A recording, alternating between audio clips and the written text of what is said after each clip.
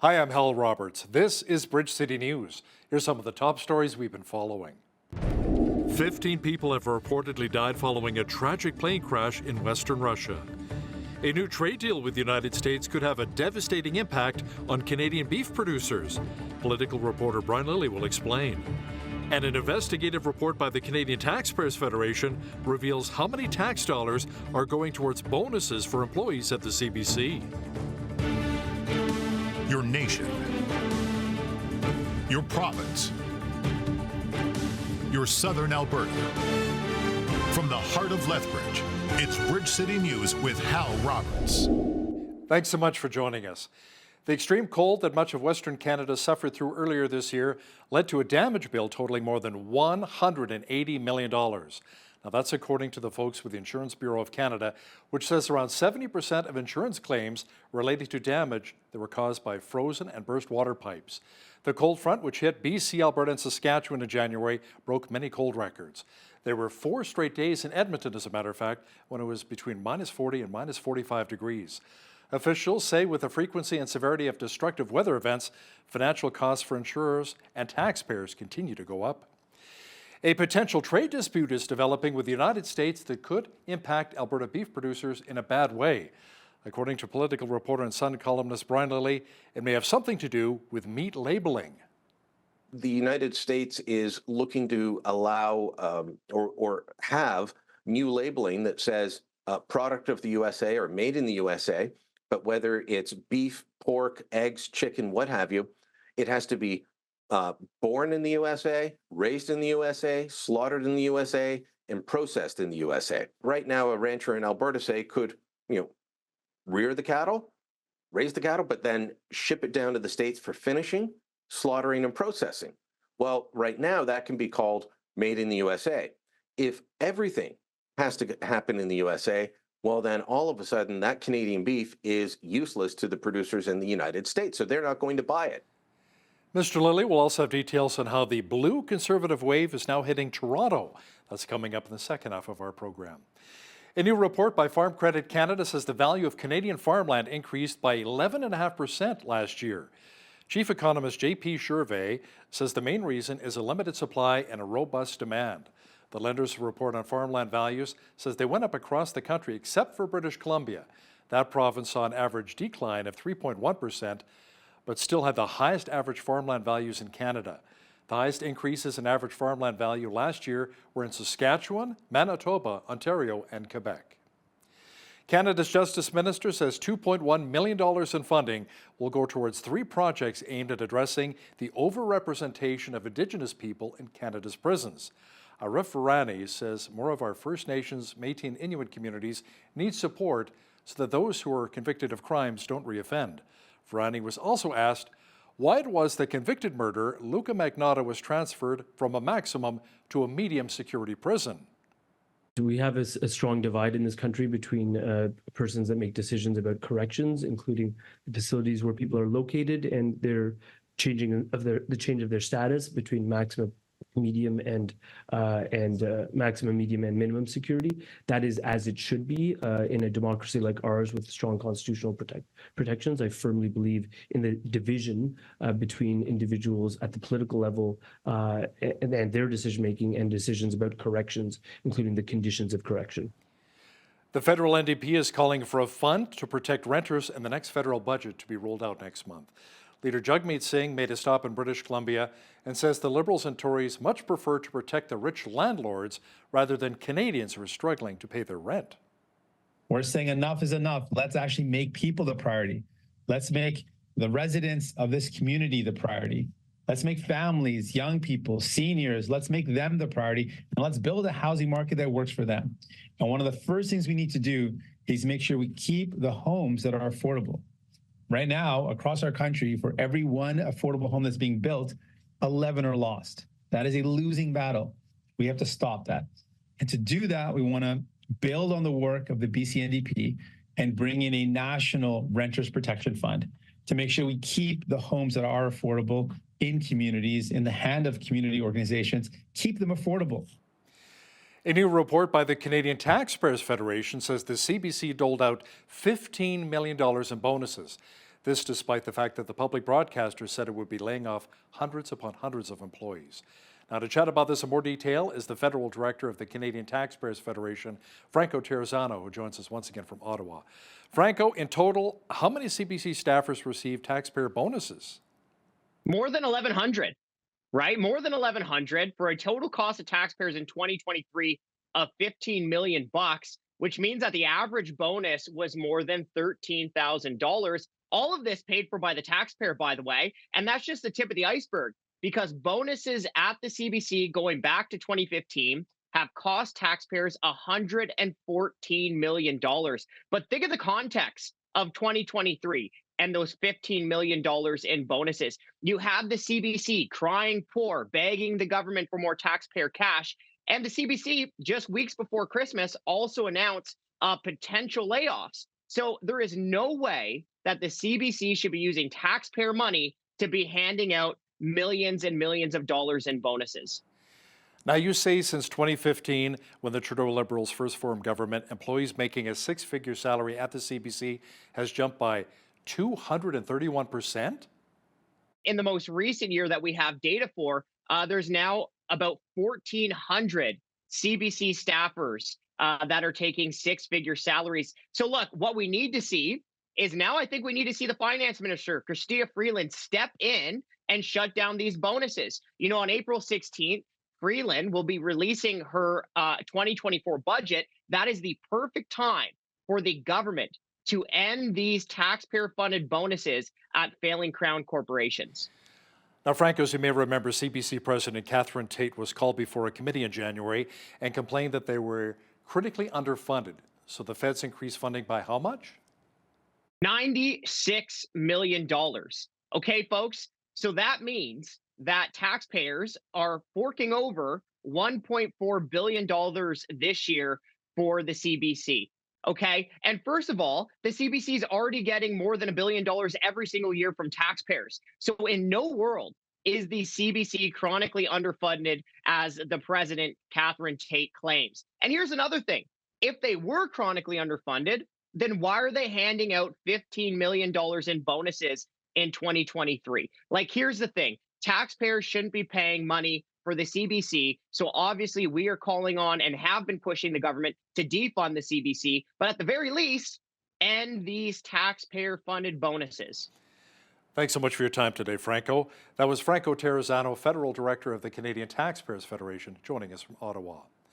Well, it was nice and warm again today across much of southwestern Alberta. Jeanette Roger is now with an early peek at the forecast. Jeanette, we should be seeing double-digit temperatures for most of the week? Yeah, double-digit days for most of the week, held spattered with a couple of single-digit days here and there, like tomorrow, Wednesday right there. But that's okay because it's 9 degrees, which is still higher than seasonal. Now, today we saw a high of 11 degrees, which was higher than what we were expecting. We were expecting 10. That got up to 11. And today also very windy. We saw wind gusts up to 20 to 40 to 60 kilometers per hour. That should die down tonight with an overnight low of -1, so die down to 40K winds. And then even more so tomorrow, only 20K winds, which is very manageable. And I'll be back later in the show to tell you that we're going to have almost a 20-degree day coming up next week. I'll be back later. Looking forward to it. Thanks so much, Jeanette. The man who many say is the Boeing whistleblower was found dead in his truck over the weekend. John Barnett was supposed to answer questions about his former employer, Boeing, including safety concerns about the company, but he never showed up. When his legal team called him to no avail, they went to the hotel he was staying in to check in on him, only to find that he was dead in his truck in the parking lot.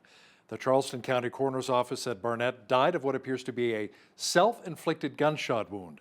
Barnett claimed Boeing hurt his career and reputation because of allegations he made of safety breaches on the aircraft company's production line. The 62-year-old had worked for Boeing for close to 30 years as a quality control engineer and manager until he retired back in 2017. There are a number of reports surfacing from Haiti that gangs have seized control of 80% of the country's capital city, Port-au-Prince. Political experts say that will play a key role in negotiations over the country's future. Haiti's Prime Minister Ariel Henry announced on Tuesday morning that he was going to resign once a transitional presidential council is created. Political experts say if there is no countervailing force, It is no longer a question if you want these gang members at the table, since they may just take the table. For Muslims, this is the holy month of Ramadan. 33-year-old widow Randa Baker is observing Ramadan with her children in the Gaza Strip. Like most people in the region, her life has been shattered since the war between Israel and Hamas began following the horrific terrorist attacks of October the 7th. She says it is hard to celebrate when you have so very little. رمضان قالت بطل يعني لي أي حاجة ولا حاجة حتى العيد اللي بده يجي هذا عيد إلا عيد أغبر عيد أسود ورمضان مش رمضان فضيل للأسف إحنا مش عايشين حياة رمضان إحنا عايشين حياة حرب.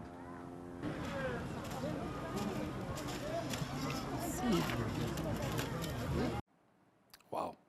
TBN Israel's Madi Shoshani says since the war between Israel and Hamas broke out in October, Israel's economy has been hit pretty hard.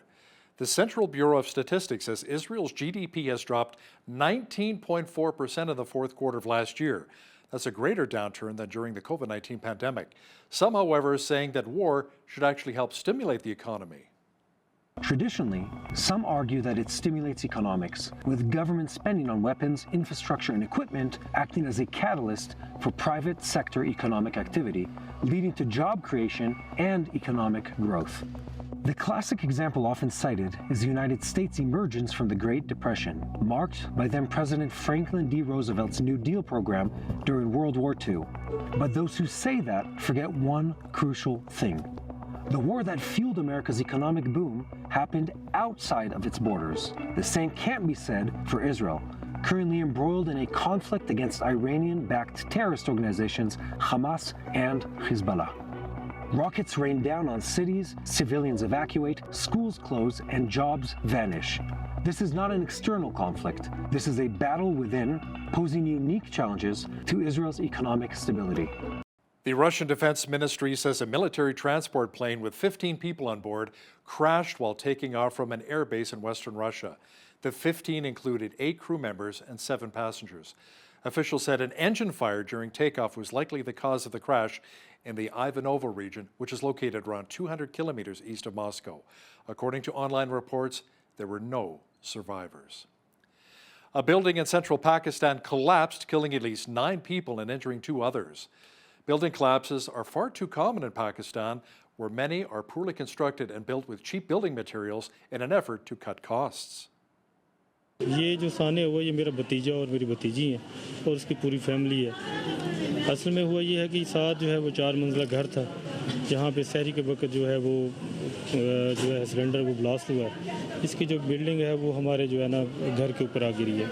इसमें जो है ना वो हमारी जो है वो पूरी जो फैमिली है मेरे भतीजा की तो पूरी जो है उसमें जो है उनकी डेथ हो गई है। Closer to home, Lethbridge police arrested a woman at a Northside home on Tuesday afternoon. Police initially went to the home located in the 1000 block of 27A Street North with a search warrant. A woman was taken into custody at the scene.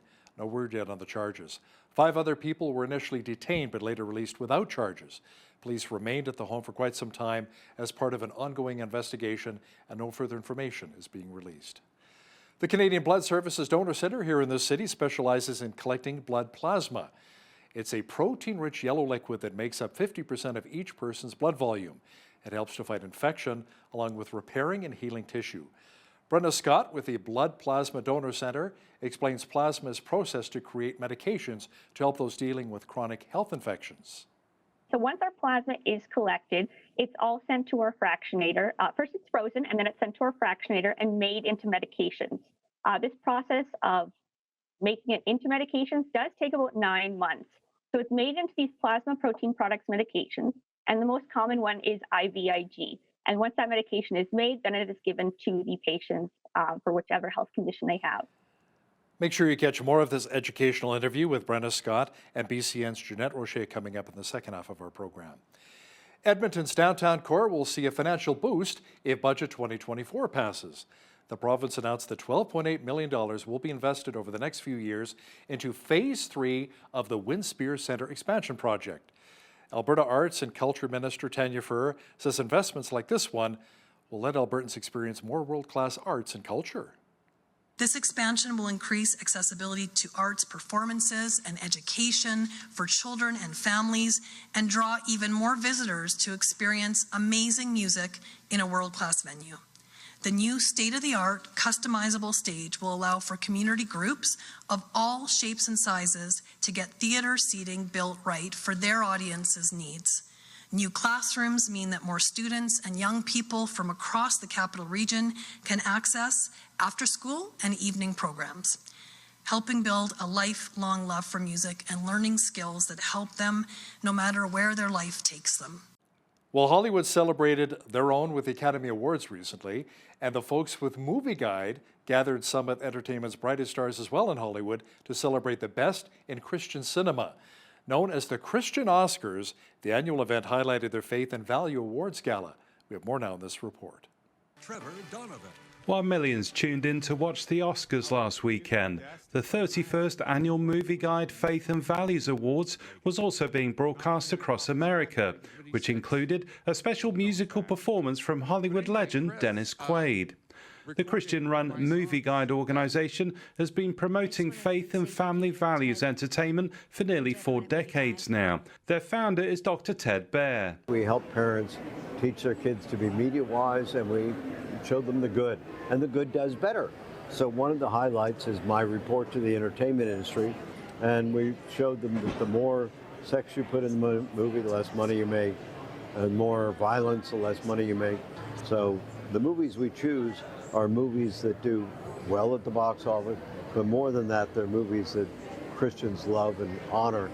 And as faith-based movies continue to be a hit at the box office, it's hoped one of the latest films coming out, called Unsung Hero in April, will inspire many more to support positive films like these at the cinema. Peter Wooding reporting for the Global News Alliance. Looking forward to seeing it. Well, it was on this day that Les Miserables made its debut on Broadway. The Girl Scouts were born, and Nazi Germany marched into Austria. This is Today in History for March the 12th.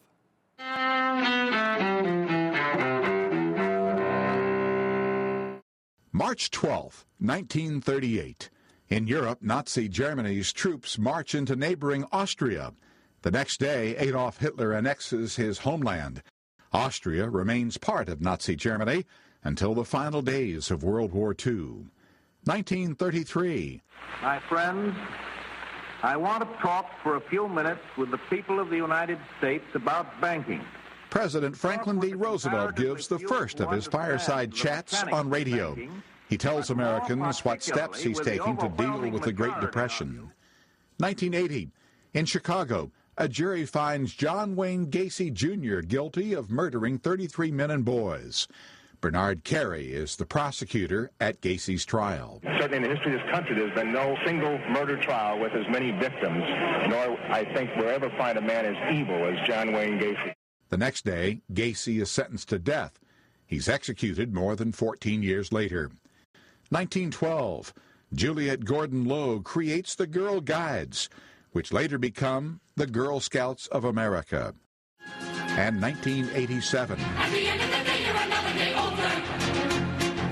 And that's all you can say for the life of the poor. In New York, the musical Les Miserables opens on Broadway. Today in History, March 12th. Ross Simpson, The Associated Press. Well, we enjoyed another beautiful spring-like day across much of southwestern Alberta, and the warm temperatures will be sticking around. A complete look at the weather picture is coming up.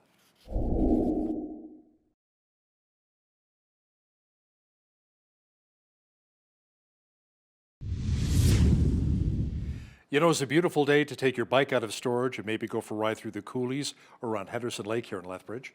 Jeanette Rocher is now with all of the weather details. Jeanette, the warmer temperatures should be sticking with us as we make our way to the first official day of spring a week from today. Yeah, and it's pretty cool to think that we can take the bike out and hit those trails before spring is even here. We're not seeing the first day of spring until later next week. So that means that this is actually the last week of winter. And look at it. It is amazing. We only have a couple of single-digit days there, but they're still well above seasonal. At 9 for a high tomorrow on Wednesday. Then we're back up to the double digits, 11 for a high on Thursday, up to 15 on Friday with clear skies The clouds rolling in for Saturday, a high of 8 degrees. There's that other single digit. And then look what happened Sunday and Monday, all the way up to 17 and 19 degrees to finish out that 7-day forecast. All of those days above seasonal. So the average high for this time of year, 5 degrees, average low -7, 18. That was our high temperature on this day. That happened back in 2007 rather. And then in 1950, we had the chilliest, -26, very cold for that last little bit of winter there. 7:50, that's when the sun rose this morning. Sunset tonight at 7:33. We're seeing 11 hours, 43 minutes of daylight. So close to that 12-hour mark. We're sitting at 4 minutes longer than we were yesterday. 9 for a high in Victoria, seeing increasing clouds in the morning. In Vancouver, seeing a mix of sun and cloud, 11 for a high there. Edmonton, 7 for a high, and 8 in Calgary, mix of sun and cloud in both of those two cities. As we look to the rest of the prairies, we are seeing a 60% chance of flurries in Saskatoon, followed by a risk of freezing rain, -1 for a high, 2 degrees for a high in Regina, seeing risk of freezing drizzle early in the morning and then periods of snow. And then in Winnipeg, 4 for a high, could see a risk of freezing rain, and then mainly cloudy skies throughout the rest of the day there. As we get to the central part of the country, no rain here in Toronto. We're seeing clear skies, 17 for a high, 11 in Ottawa, and Ottawa seeing a chance of showers, could see some freezing rain mixed with that. And then same with Montreal, looking at 40% chance of showers, 5 for a high there. As we get into Atlantic Canada, here's where we're seeing a lot of mixed precipitation. So we're seeing 7 for a high in Fredericton with partly cloudy skies. Now Halifax seeing a chance of flurries, could see some mixed freezing rain. There are also very high winds in Halifax, up to 50k winds tomorrow, 5 for a high, 2 for a high in Charlottetown, seeing some flurries as well. And then 1 expected to be the high in St. John's, also very windy, up to 50k winds. And then seeing rain with freezing drizzle, possibility of some flurries, a little bit of everything happening there in St. John's. So there you have it, that is your forecast. The Canadian and U.S. governments have agreed to work together to address a long-running cross-border dispute involving pollution from coal mines in British Columbia flowing into American waters. Decades of open-pit mining in southeastern BC have exposed the substance selenium, which is toxic to fish. The agreement creates an advisory body that has 2 years to come up with ways for the mines, including Teck Resources, to reduce their releases of selenium. It also involves the states of Montana and Idaho, BC, and 6 Indigenous communities on both sides of the border. Canadian oil production is expected to hit an all-time high this year, and the expected opening this spring of the Trans Mountain Pipeline expansion will add 590,000 barrels per day of oil shipping capacity to the West Coast. The project, however, has seen construction challenges and many delays. During that period of time, Western Canadian oil companies have been ramping up their production. Industry experts say Trans Mountain will quickly reach capacity once the expansion opens, leaving oil companies short of export options as early as the year 2026. Reddit says its pending initial public offering may be worth close to $750 million.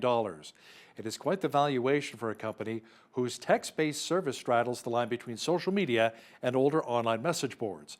Reddit will also be allocating IPO shares to its users, describing it as a way to pay back those who made the platform very successful. But offering stock to Redditors carries a risk, since they won't be bound by the lockup provisions that prevent other insider shareholders from selling shares immediately. Now, here's a look at today's markets. The TSX was up 61 points on the day to finish at 21,831. The Dow was up 235 points to 39,005. The S&P 500 was up 57 on the day to 5175, and the Nasdaq was up 246 points to 16,265. West Texas Intermediate Oil was up 13 cents to 78.06 US per barrel. Natural gas was down 5 cents to $1.71 US. Gold was down $24.40 on the day to $21.5834 US an ounce, and silver was down 32 cents to $24.14 US an ounce.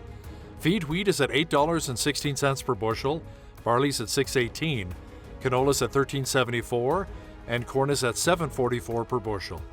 Live cattle April contract was up 65 cents to $188.25. Feeder cattle were up 73 cents to 248.98, and lean hogs April contract was down 208 to 85.35. The Canadian dollar was even over the past 24 hours at 74.11 US. Recapping one of our top stories, there are a number of reports surfacing from Haiti that gangs have seized control of 80% of the country's capital city, Port-au-Prince. Political experts say that will play a key role in negotiations over the country's future. Haiti's Prime Minister Ariel Henry announced on Tuesday morning that he was going to resign once a transitional presidential council has been created. You know, there's a mighty blue wave which is sweeping across Canada, including in the GTA and Toronto. It seems whatever Conservative leader Pierre Poilievre is selling, people are buying. Political reporter Brian Lilly will have more details for us momentarily. Listen, when you see news happening in your community, be sure to drop us an email at info@bridgecitynews.ca. Also, be sure to visit our website anytime to check out a number of local stories and interviews, and become a subscriber to our YouTube channel. Here's today's Bridge City News Community Calendar. For people with special needs and disabilities, Ability Skate invites you to a dedicated sensory-friendly public skating program designed especially for you. Taking place Sundays from 1:45 to 3:15 p.m. and Tuesdays from 1 to 2 p.m. at the Civic Ice Arena, you're welcome to put on your skates and glide on the ice in a dimly lit, no-music environment. For details, visit leisure.lethbridge.ca. Discover how Lethbridge has played an important military role in the preservation of world peace and security by visiting the Lethbridge Military Museum at the Vimy Ridge Armory at the Lethbridge Airport. The museum is open to the public each Wednesday from noon to 4 p.m. Special arrangements for other days and times can be made by calling 403-328-6196. Admission is free, but donations are gratefully accepted. For more information, visit lethbridgemilitarymuseum.org. Lethbridge Sport Council's Indoor Roving Gyms program takes place Tuesdays at Emmanuel Lutheran Church from 6 to 7 p.m. and Thursdays at the Service Sports Center from 10 to 11 a.m. This program is for kids ages 5 and under and their caregivers. Come and enjoy an hour of fun and get active. Pre-registration is required and space is limited. For details and to register, visit lethbridgesportcouncil.ca/roving gyms. And that's today's Bridge City News Community Calendar.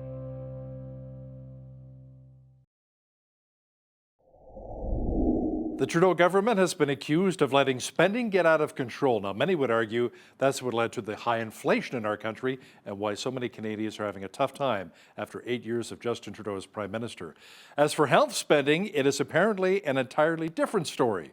Now, to chat about this in more detail is political reporter and Sun columnist Brian Lilly, who joins us once again from Toronto.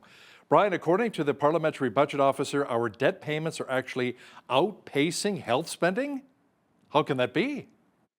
Because of interest rates, because of bad bets that the federal government made on how to finance their debt and the out-of-control spending we were doing during COVID. Remember, there was a lot of spending that was necessary during COVID, and then there was a lot of spending that wasn't. All of it driving up our deficits, our national debt, and that has to be financed along the way. Well, the Trudeau government didn't do a good job of managing it. Our debt costs have gone from $35 billion last year to $46 billion this year. It's about more than a 30% jump. And in this coming year, it's going to be about 11.5%. So we'll be spending $52.1 billion just servicing the interest on the debt next year.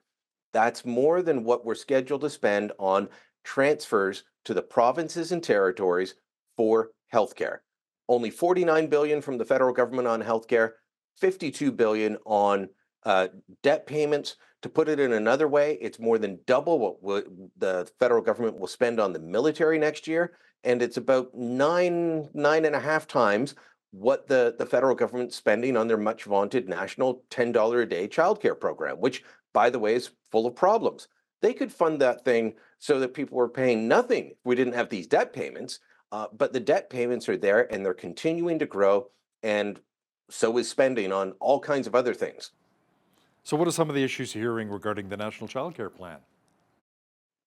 Well, provinces are saying that it's created more demand than they have funding for at the moment. Ontario was the last province to sign, and I believe they were the only one that put in a review mechanism within it because they were worried that this would happen. I know in Alberta there's been talk of rolling shutdowns. There's been oversubscription in British Columbia, in Ontario, and other places. And so you've got this program that the Trudeau government says is one of their stellar achievements.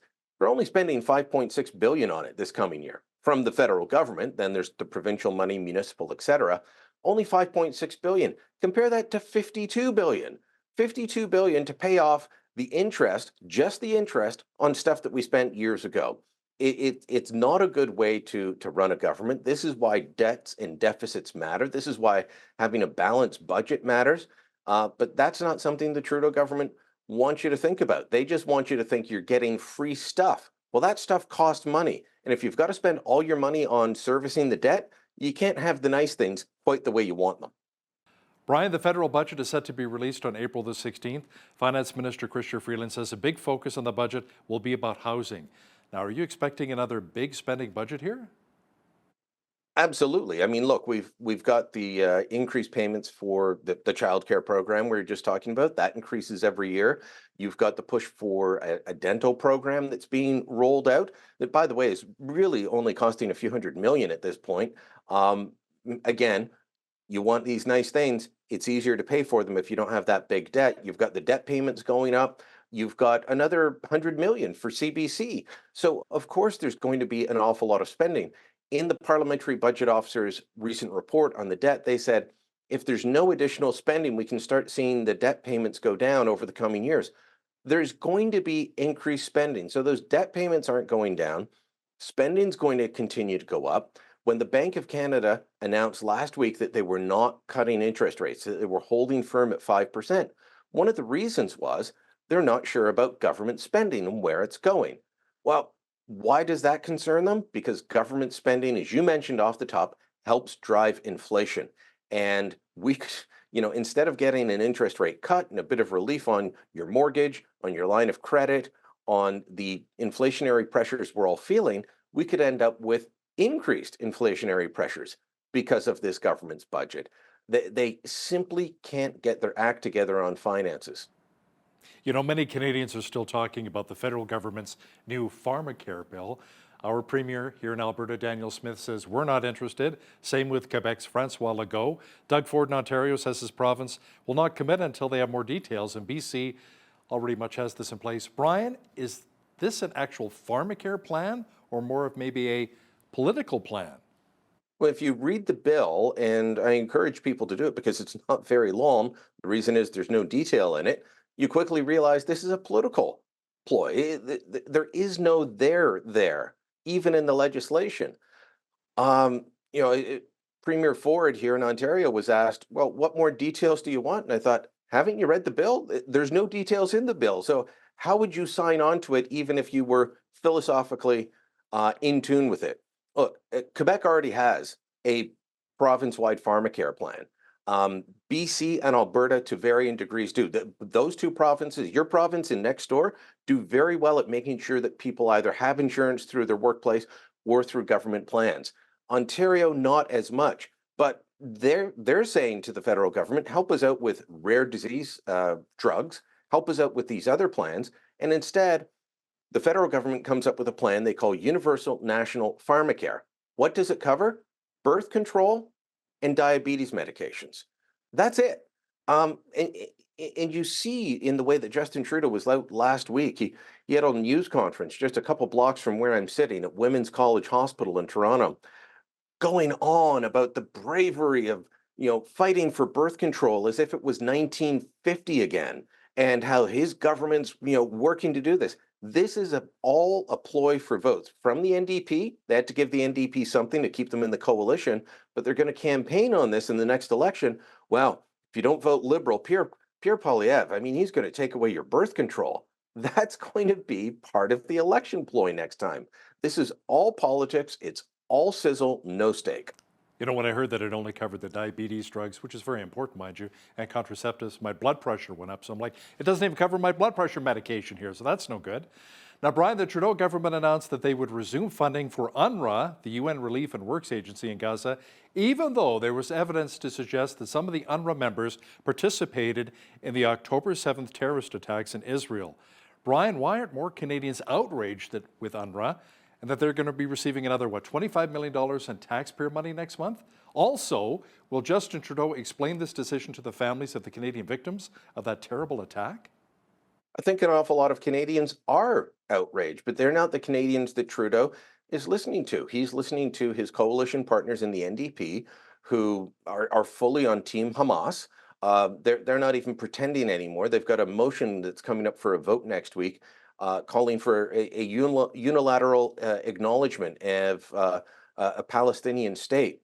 So your response to Hamas launching a terror attack is to reward them with a state while they're still in charge? That's a foolish move. But Trudeau, again, trying to keep his coalition partners happy, trying to keep all the pressure groups that are, calling MPs' offices. And also, he just simply did the calculation that there are more Muslim votes than Jewish votes, and he believes that this is something that a large section of the Muslim community in Canada wants. You can give aid to Gaza, and if you see the images coming out of there, it's heart-wrenching. But you don't give the aid to UNRWA, because it is so corrupted by Hamas that they are Hamas. In the views of many Israelis across the political spectrum, UNRWA is Hamas. There is no difference. I listened to the phone call intercepted by the Israeli Defense Forces of one elementary school teacher at an UNRWA school bragging that he had captured Sabea. Sabea is a term used by ISIS to describe the women they would take as sex slaves. And now Hamas is using that as well for some of their hostages. And this is an elementary school teacher. That's what we're rewarding here. And no, Justin Trudeau won't turn around and explain this. But remarkably, Melanie Joly is right now in Israel touring the sites of some of the massacres and the atrocities. She posted this morning a photo of the very first kibbutz that I visited when I was there a few weeks ago. It's unreal that you're giving funding to UNRWA one day, and a couple days later, you're showing sympathy in the kibbutz. We could be working with the United States, which is going to build its own ways to deliver aid by sea. We could be working with European countries that still say, no, we can't back UNRWA. We could be doing all kinds of things. We're going the easy and political route because, once again, Canada doesn't have a principled foreign affairs policy anymore. We have a foreign affairs policy driven by diaspora politics. Last year, there was more outrage across the nation when it was revealed that Paul Bernardo was in a medium security prison, Brian. We've since learned that he's been joined by several other killers. Now, you say the number of people labeled as dangerous offenders in both medium and minimum security prisons is quite shocking. What did you discover? Yeah, well, in addition to Paul Bernardo and Luca Magnotta being at the La Macasa prison in Quebec, Michael Rafferty, who was part of the brutal murder of 8-year-old Tori Stafford in 2009, is there. I've been told by multiple sources that Russell Williams, the high-flying Air Force officer, serial rapist and killer, is also there. But the overall issue of dangerous offenders, which some of these guys have been labeled dangerous offenders, you would think that those guys would be in maximum security prisons. They're not. There was an order paper question put to the government for the fiscal year 2022-23. The government said there were 736 dangerous offenders, men and women, in Canadian prisons across the country. 57 of them were in minimum security prisons. 99 were in maximum security prisons. And the rest, I believe it's 580. I don't have the numbers right in front of me, and I'm not doing mental math right now. 580 were in medium security. If dangerous offenders aren't maximum security, who is? It's mind-boggling that this is the way things are going. But just like the Trudeau Liberals said, least restrictive conditions for bail. They passed Bill C-83 that said least restrictive environment for prisoners. It's a philosophical mindset on the judicial system that is more concerned about the comfort and rights of prisoners than protecting society or looking after the rights of victims and their families.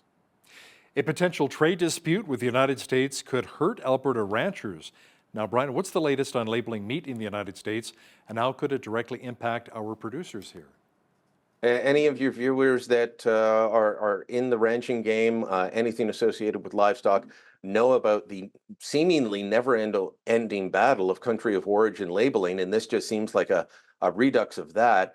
The United States is looking to allow or have new labeling that says product of the USA or made in the USA, but whether it's beef, pork, eggs, chicken, what have you, it has to be born in the USA, raised in the USA, slaughtered in the USA, and processed in the USA. Right now, rancher in Canada, and there's a very integrated ranching system, livestock system, meat production system in many parts. It's different depending on where you are in the continent, but there's a lot of symmetry in the industry back and forth. And right now, a rancher in Alberta, say, could, rear the cattle, raise the cattle, but then ship it down to the States for finishing, slaughtering, and processing. Well, right now that can be called made in the USA. If everything has to happen in the USA, well, then all of a sudden that Canadian beef is useless to the producers in the United States. So they're not going to buy it. And much of our meat is done for export. So this is going to be a major thing, but this is all about Joe Biden, a more protectionist president even than Donald Trump or Barack Obama before him, and each president seems to get more protectionist these days. This is a play for votes by Biden. He wants to try and win back some of the votes. He's not going to get all of them, but he will get some votes with this in areas with large farming communities, and he needs all the help he can get as he heads towards November. Speaking of politics, Brian, it appears as though the blue wave here in Canada continues to make its way across the country. It's funny, blue in the States is Democratic, red is Republican, but here it's the opposite anyway. A massive rally for Conservative leader Pierre Poilievre took place in Toronto recently. Interesting, since this isn't even an election year here in Canada. Well, that was the shocking thing about it and why so many people took note. They had more than 3,000 people register, and somewhere between 2,500 and 3,000 people came out to the Toronto Congress Centre out in Etobicoke by the airport on a cold, blustery Sunday afternoon. Look, I know it's winter. I know it's Canada, Hal. It's been pretty mild here in the GTA. Sunday was a bitter day. The temperature plummeted after a couple of mild days. Temperature plummets. The wind is brutal. You didn't want to be outside. He got about 3,000 people out to see him, to stand and holler and cheer for Pierre Poilievre and the Conservatives at a time, as you say, when there's no election. You and I have been around politics a long time. Getting that many people out during an election campaign can be difficult, even for a party that's in power and successful. And, when you're in power and successful, that's the easiest time to get people to show up. When you're in opposition, it's harder. When there's no election, it's even harder. That's why it's remarkable. And between that and the Durham by-election, really showing that momentum is headed Poilievre's way. Political reporter and Sun columnist Brian Lilly, thanks so much for joining us today from Toronto. Thank you, Hal.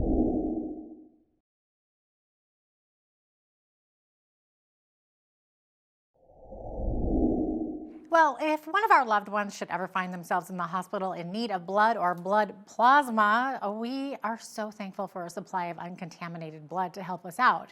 But where does it come from, and how does the process work?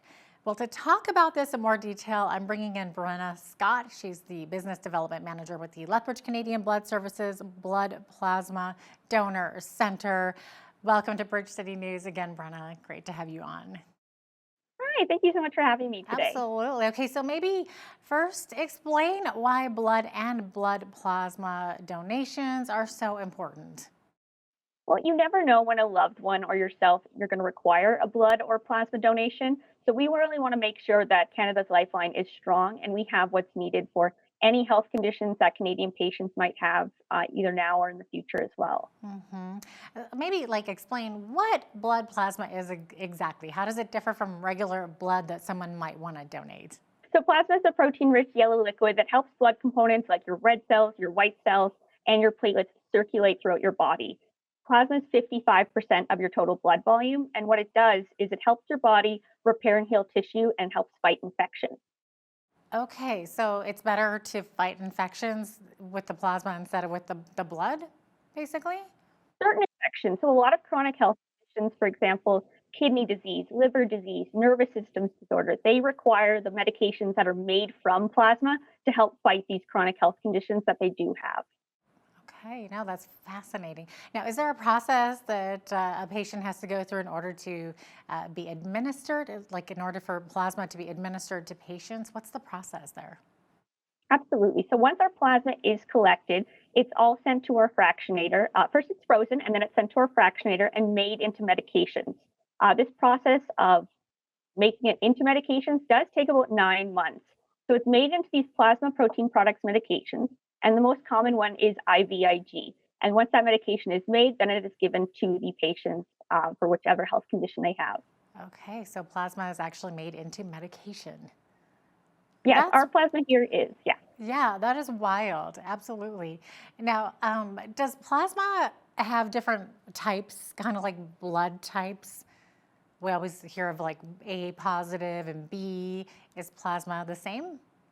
It is not. So for plasma, there aren't any types. It's all just pooled together. But if people are interested in knowing what blood type they are, when they come in for that first donation, after they donate, they will find out within 48 hours what their blood type is as well. Because I know people always like to know which blood type they are. Yeah, exactly. So who maybe is not able to donate plasma? Are there certain restrictions?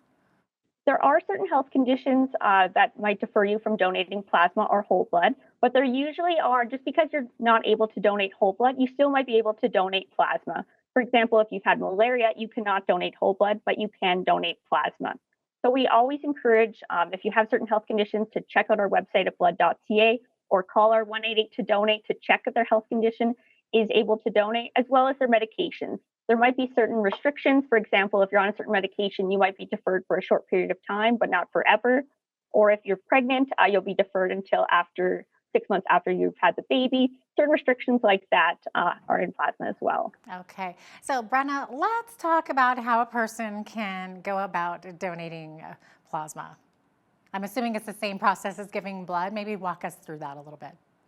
For sure. So first you'd book an appointment either on blood.ca, calling 188 to donate, or coming in, booking an appointment in person. You want to make sure that you have a piece of government issue photo ID with you, and then you're also really well hydrated, not just the day of, but it's also the day before. Then you would come in and you'll do a screening questionnaire. If you've donated whole blood, it is very similar to that. After you do this questionnaire, you'll be brought into the screening room with our plasma associate. They'll go through the questionnaire with you. They'll ask if you're on any medications. They'll go over any health conditions you have. Then you're brought over to the donor bed. It's still just the one needle in your arm. And then your blood comes out as normal. And it actually spins in a centrifuge beside the donor. And that centrifuge spins the plasma out of your blood. We keep the plasma, and then your red blood cells and your platelets are all given back to you through that same needle. So we do that back and forth process, kind of like dialysis, until we get a full plasma donation.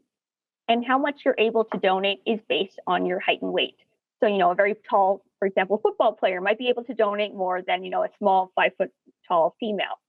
And then after you donate, it takes about 35 to 40 minutes on the donor bed. We'll have you sit for 5 minutes afterwards just to make sure you're feeling okay. And then you'll get some great snacks and we'll send you on your way. Right. So it sounds like a little bit more of a tricky process than just donating blood. So I would assume that it takes longer as well. Exactly. Yes. We do say set aside about an hour to be in the donation center, which we realize is, more time than it would be for whole blood. You're on that donor bed about 35 to 40 minutes. Okay, actually, that's not bad considering it's almost like you're giving yourself a blood transfusion there. It's Yeah, it's wild. a very different process. And, when people see plasma for the first time, it is interesting to see because you're used to seeing your whole blood, that deep red color, but your plasma is this yellow kind of straw colored or liquid gold, as we call it. So it is different to see for that first time for sure. That's bizarre. Compared to how long does it take to just give regular blood? It's more like that 20 process minutes or is, so, right? Absolutely, yes. You're in the screening room the same amount of time, but on the donation bed, 10, 20 minutes. So it's definitely a little bit longer in plasma. Okay, that's so fascinating. So how long can donated plasma be stored? What's the shelf life for it? That's one of the things that's great about the plasma we collect, because there is no shelf life, because all the plasma that we collect is all sent to our fractionator and made into medications. So we use all of it. So it's a little bit different than whole blood that has that shelf life. We need to keep that whole blood at a certain level because we don't want to have too much, but we don't want to have not enough for patients. Where plasma, anything we collect, we are able to use to be made into those medications. Okay. And on the flip side, how long can whole blood be kept? Whole blood, I don't have the number off the top of my head. I believe it might be in the 40 to 50 day range, but I don't have that info. Yeah, Okay, so definitely different. Totally fine. And just curious, how have residents of Southern Alberta responded to the new plasma donor center? We've had a really great response from the Lethbridge community. We were definitely a little nervous because we did open during COVID, right at the heat of that pandemic. We opened in December 2020, but we have had a great. We've had about 3,100 residents come in to donate plasma, but we are really hoping to get that number to about 4,000. So that's our goal for the next year, is to have 4,000 donors within Lethbridge. That's amazing. So with that said, how many of us actually do donate plasma? What's the percentage of the population? Do you know? I don't know off the top of my head. I know that we bring in 1,200-ish units of plasma a month. So we get about 12,000, a little bit more a year. Right. But across the population right now, we do have 9 donor centers. So we do have the most donors in Lethbridge, Sudbury, and Kelowna because those were our first 3 sites that we opened. And then we've recently opened other ones all across Canada. Actually, within the last month, we've opened one in Windsor. So we're definitely building up that donor base across Canada, which is really important because right now, we've seen the past number of years the need for plasma really increase, not just in Canada, but within the world as well. So we're really trying to become more stable and self-sufficient here in Canada and less reliant on the United States in that global market. Oh, certainly, absolutely. And you were saying your goal is sort of 40,000, that range in the next year? Oh, our goal is 4,000 donors within Lethbridge, yes, in the next year. Okay, so with that said, how many units of plasma do we actually need for Lethbridge? How much, compared to how much for the whole country? We need about 15,000 units of plasma for the year in Lethbridge. So, Brenna, what stops people from donating? Are people maybe scared to be around needles? I can see people being a little squeamish about that. There's definitely a few factors that go into when people might not donate. The fear of needles might be one of them. And also, I think it's the fear of the unknown. People are pretty comfortable with a whole blood donation. You know what to expect. But plasma is still relatively new. We have a lot of people that don't know what plasma is and they don't know the process. So I think really explaining that process, bringing them in for a tour. Our staff are excellent at explaining each step of the process to make sure they're comfortable. But we do have a number of people that have gotten over that fear of needles. They still come in to donate anyway because they know how important it is. And then after they have the needle in, we'll cover it up and kind of tilt the machine away from you so you don't have to watch it if you don't want. And then we try to distract them. We have TVs in the center. We have nice cozy blankets. We have games. So we try to make it as great of a donor experience as possible to really kind of thank them for coming in. Right. Keep them distracted for sure.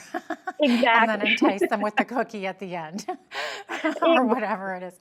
After giving plasma, I'm just curious, is there, I know you let them rest and you give them some sugar, but are there more risk factors after giving plasma compared to blood, or is it worse? I shouldn't say worse, but for giving blood.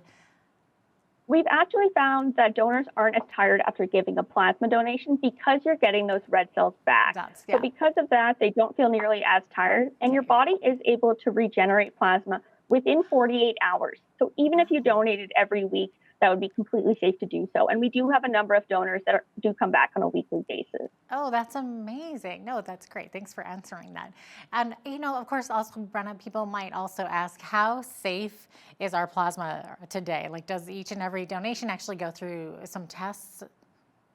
Absolutely. So anyone that donates, we do take a couple vials of your whole blood, and it's all sent to our testing site in Calgary. So everyone is tested. If by chance that we find something in your blood that you're sick or, we find any kind of health condition, we will quarantine that plasma unit and not use it. So it is incredibly safe to donate plasma, and it's incredibly safe, the process and testing that goes through before we have it made into medications for Canadian patients. Okay, great. And how are you doing there for volunteers here in Lethbridge? Is there a certain need in that department? There's definitely a need for more volunteers. We do have a number in center, but we do have a few open spots still. And we do find usually we need some more in the summer because some of our students that do volunteer with us go home from university or college in the summer. So we kind of find that need as well. As well, and in the summer, we have community volunteers. So we try to be at a number of events in the community in the summer to help promote plasma, whether that be at Whoop Up Days or the farmers market or any kind of big events that are happening. So we always have that need to kind of bring in a couple new faces to help us with all those activities this summer. Wonderful. And if any viewers here in Southern Alberta would like to donate plasma, where should they go and who should they call? A couple different ways that you can book that plasma appointment. You can do so by downloading our free Give Blood app. You can book online at blood.ca. You can call 188 to donate, or you can just stop by in person. Often we do have same-day appointments available. So if you're over in the area, perhaps you're shopping at HomeSense, you can pop right by and we'd be able to take you. Brenna, is there anything else you'd like to add that I didn't get to ask you? Oh, I guess I will say one of the recent changes that we've had at the beginning of December in Canadian Blood Services is there used to be a deferral for people that lived in the United Kingdom or Ireland or France during that mad cow outbreak. And it used to be a deferral for both whole blood and plasma. And we've done a lot of research and studies into that. And at the beginning of December, we took that deferral off. So if you did live in those areas in the past, you are able to donate now. And that was a common question we got in the community of, they've lived in Canada for X amount of years, but we still weren't able to take them. So we are excited to hopefully bring in some new donors that have been deferred for years, and hopefully they'll give us a chance and try plasma. Oh, that's wonderful news. Well, Brenna, thanks so much for being with us today. Appreciate having you on. Thank you so much for having me. Absolutely. It's always a good educational piece there. Thanks so much for that. Brenna Of Scott. course. Yeah, Brenna Scott is the Business Development Manager with the Lethbridge Canadian Blood Services Blood Plasma Donor Center. I'm Jeanette Roche on behalf of all of us here at Bridge City News. Thanks so much for watching.